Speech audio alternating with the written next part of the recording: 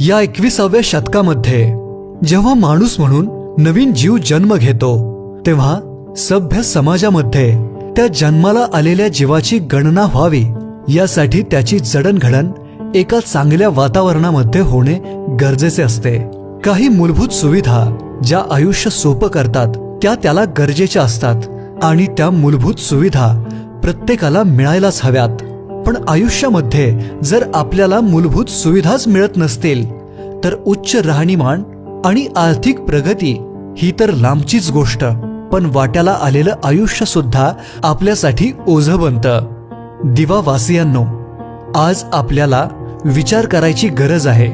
त्या मूलभूत सुविधा आपल्याला आपल्या पुढच्या पिढीला या दिवा शहरामध्ये मिळत आहेत का हो? आई मुंब्रा देवीच्या पायथ्याशी हाकेच्या अंतरावर असलेल्या जनतेच्या हक्काचे स्वस्त घर मिळण्याचे ठिकाण